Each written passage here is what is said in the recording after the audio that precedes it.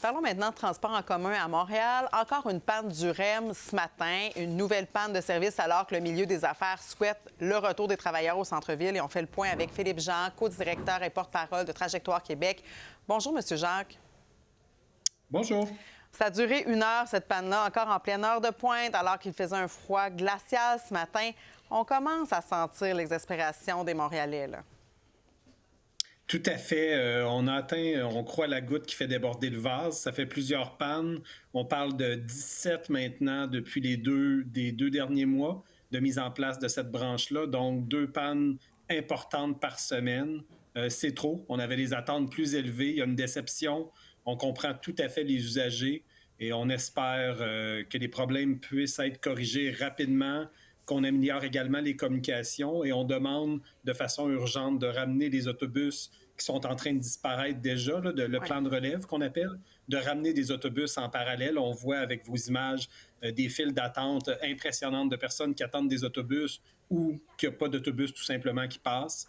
Donc, il faut agir immédiatement, il faut rétablir le lien de confiance. Parce que quand ça fonctionne, le REM, c'est super, là. Ça va vite, c'est beau, c'est propre, c'est vraiment bien. Mais le problème, c'est que là, je regarde au cours des 5 derniers jours, 3 journées avec des pépins techniques, ralentissement, des pannes.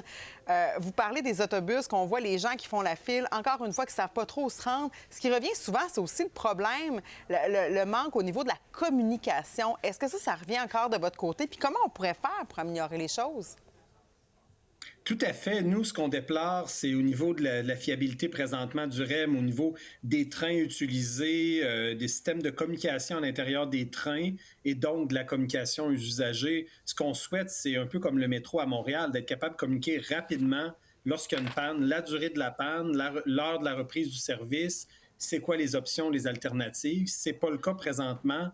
Il semblerait qu'il y a un enjeu au niveau du système dans le train même utilisé, le train d'Alstom. Donc, on demande que beaucoup d'efforts soient mis très rapidement pour être capable de corriger là, les enjeux techniques et également les enjeux au niveau du REM comme tel, là, du matériel roulant qu'on appelle avec les problèmes qui sont survenus. Qu'est-ce qui est urgent de régler en 30 secondes? En 30 secondes, les communications, ça serait super important là, de communiquer plus rapidement, clairement. Évidemment, au niveau du matériel, qu'on augmente le nombre de personnes pour corriger ça et qu'on ait des autobus, qu'on ramène plus d'autobus, d'alternatives si le REM est en panne pour que les gens puissent avoir une option pour se déplacer. Pas trop loin, surtout en plein hiver. Merci beaucoup, Philippe Jean, co-directeur et porte-parole de Trajectoire Québec. Au plaisir. Merci. Bonne fin de journée.